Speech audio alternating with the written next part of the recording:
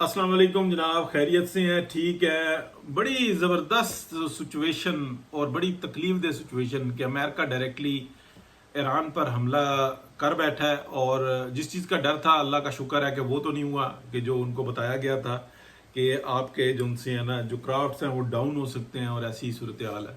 लेकिन जैसे ही ये हुआ और 3 साइड्स के ऊपर हमला किया गया, इसके अंदर B-2 बम्बार जो उनसे ना वो शामिल थे। इसके अलावा आप कह लें कि स्कर्ट मिसाइल जो उनसे थे वो दागे गए बड़ी तादाद में, जो अमेरिकन नेवी ने किए। और ऐसी सूरत हाल सामने आई, जबकि जो इसराइली जो फ़िज़ाइया थी वो तो मुसलसल जो उनसे थी ना वो अपने गुलछर्रे उड़ा रहे थे और वो फायर कर रहे थे, वो अपनी जगह पे थे। तो ये सब ने मिल के जो उनसे ना किया। अब उसके बाद की जो सूरत हाल है ना वो बड़ी अजीब सी सामने आई है। तो रात को जब ये यानी कि यहाँ पे सुबह थी, सुबह के वक्त जब ये इन्फॉर्मेशन आनी शुरू हुई तो बड़ी तकलीफ हुई कि यार ये क्या हो गया।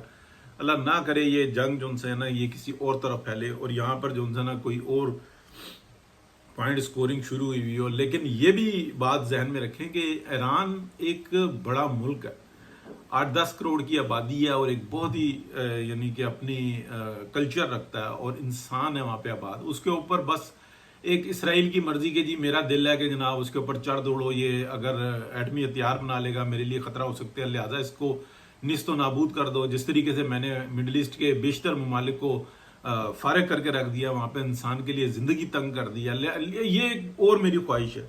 और अमेरिका कहता है कि जनाब क्या बात है जनाब, आपकी ख्वाहिश है, हम उसको पूरा करेंगे। यूरोप कहता है जनाब हम तुम्हारे पीछे खड़े हुए हैं। तो ये टेक्नोलॉजी का ये जो दौर जा रहा है ना ये बहुत अजीब सा है। बहरहाल उसके बाद हम देखते हैं एक यानी कि मुजम्मिल सोहरवर्दी साहब की भी एक्सीलेंट ब्लॉग्स आ रहे हैं इस वक्त में, और वो जो इन्फॉर्मेशन दे रहे हैं वो बहुत ही सादा तरीके से समझाते हैं लेकिन बहुत बड़ी बात समझाते हैं। उन्होंने भी ये बात बताई कि यार वो अगर इनरिच हुआ जो यूरेनियम है वो अगर वहाँ पे नहीं है मौजूद, जो ईरानियंस के बकौल है, तो वो कहाँ गया। अब अगर आप देखें तो आइडियाज शुरू हो जाते हैं। देखें अगर ईरानियंस को इस बात का पता था, ये बात भी जहन में रखें कि आयतुल्लाह खामिनाई ने ये बात का फतवा दे रखा था कि ये जो न्यूक्लियर बॉम्ब है ये हराम है। लेकिन अगर उस फतवे को पूरा समझें तो वो बिल्कुल वजाहत के साथ बताता है कि हर हराम चीज भी हलाल हो जाती है जब आपकी जिंदगी पे आ जाए। ठीक है, हमारे लिए खंजीर हम उसका नाम भी नहीं लेते, हालांकि ऐसी कोई बात नहीं है, कहीं भी मना नहीं है, हम उसका नाम भी लेना नहीं पसंद करते, इसलिए कि मना फरमाया गया है कि यार ये बहुत ही गलीज है, गंदा है, फलाना है।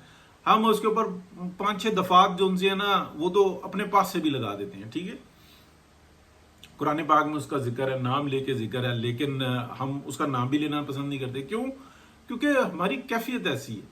लेकिन जब इंसान मर रहा हो, उसके पास खुराक का कोई इंतजाम ना हो, तो क्या खंजीर जो सबसे ज्यादा खाया जाता है, जैसे हम बकरा खाते हैं, क्या कहते हैं, बड़ा गोश्त खाते हैं, ऊंट खाते हैं, चिकन खाते हैं, इसी तरीके से अगर खंजीर को देखा जाए तो ये दुनिया में सबसे ज्यादा खाया जाता है।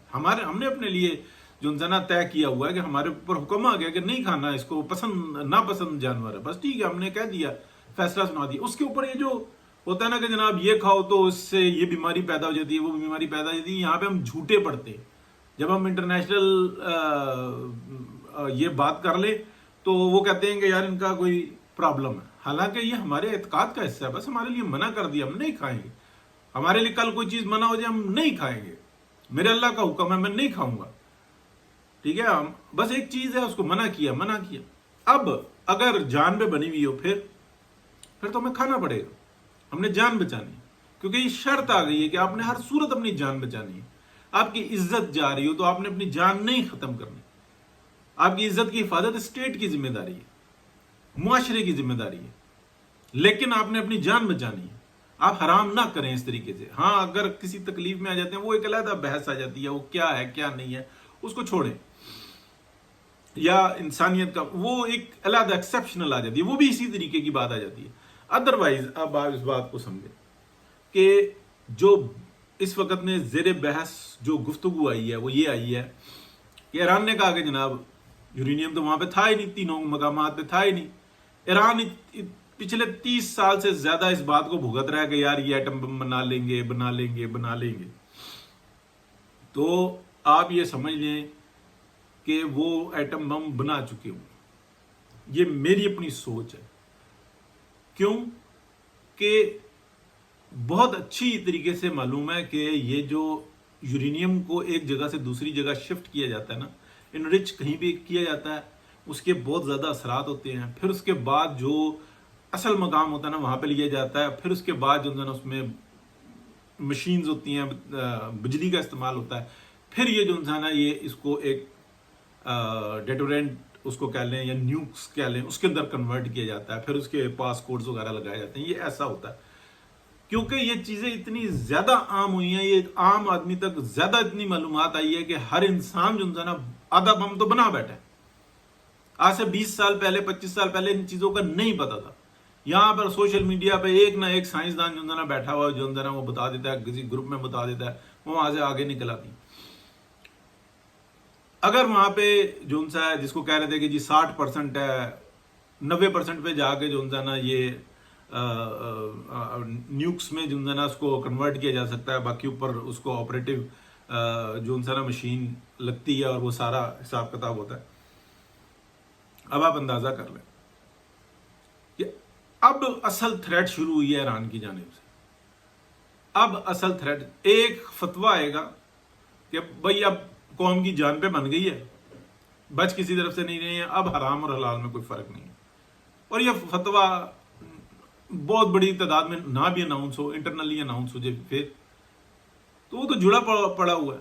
वो तो सिर्फ ऐसी है ना कि यार ये दो चीजें इनको आपस में जोड़ दो तो दैट्स इट। नहीं बनाया हलाल है, जोड़ दिया हराम है, लेकिन अब जो कह दिया कि ये हराम भी हलाल ही है तो बस जान बचाओ अपनी। और किसने ये इजाजत दी हुई है? आईन जो यूएनओ के आईन है उसकी तबाही फेर के रख दी पिछले चंद सालों के अंदर। आप देखें तो बिल्कुल ही मलिया मेट कर दिया। पहले भी नहीं थी लेकिन अब तो अलग ऐलान। अमेरिका क्या स्टेट है, यूनाइटेड स्टेट्स ऑफ अमेरिका, जो उस सरजमीन पे जाके बच्चा पैदा होगा वो अमेरिकन होगा, ये लॉ था, उसको तोड़ा फिर जोड़ दिया। ठीक है, अभी सूरत हाल आप देखें, मतलब वो एक मिथ जो थी ना वो टूट गई, अमेरिकन वाली मिथ टूट गई। किसने की? ये ट्रंप के हाथों करवाई गई। अच्छा, फिर उसके बाद अभी क्या हुआ? कांग्रेस कह रही है जनाब हमसे इजाजत लेना लाजमी थी। आइन जो है अमेरिका का वो तोड़ दिया गया, वहां पे धमाले भी डाल रहे हैं और वो ये भी बात कर रहे हैं। कहां गए? अमेरिका वीक होता जा रहा है। क्या फुट सोल्जर्स उतार सकता है ईरान में? क्या हम इस बात के ऊपर बात नहीं कर रहे कि जितनी कांग्रेस मेंबर, जितने सेनेटर्स, जितना नीचे आप कह लें कि मेयर्स वगैरह अगर आप देखें अमेरिका में, तो ऐसा लगता है कि ये जो गोरे हैं ये तो खामखा आके यहाँ पे रह रहे हैं। असल तो ये मुल्क ही जूश का, ये सुनी सुनाई नहीं, अपनी आंखों से देखी हुई बात कर रहा हूँ। इतने ज्यादा उनका इन्फ्लुएंस है। हम तो सिर्फ सेनेटर्स को और कांग्रेस मेंबर्स को ये देखते हैं कि जनाब कैबिनेट में कितने हैं, सिर्फ एक नहीं है तो एक प्रेसिडेंट नहीं है। ठीक है ना, उसमें भी जो है कोशिश की गई थी कि जनाब वो बन जाए, लेकिन नहीं बना था। अगर वो बन जाता तो फिर बाद में वो सिर्फ जूइशों के दरमियान ही आपस में मुकाबला होना था, तो वो भी हो जाएगा। वैसे तो इतने जेरे असर हैं जिसका कोई हिसाब नहीं। अभी ये जो कुछ भी हुआ है, जो एक फाइट चल रही थी, जो एक बताया गया कि यार अगली आने वाली क्या सूरत हाल है चंद दिनों में पता लगेगी और चंद घंटों के अंदर भी पता लगेगी। क्या अमेरिका को डायरेक्ट रिप्लाई करता है?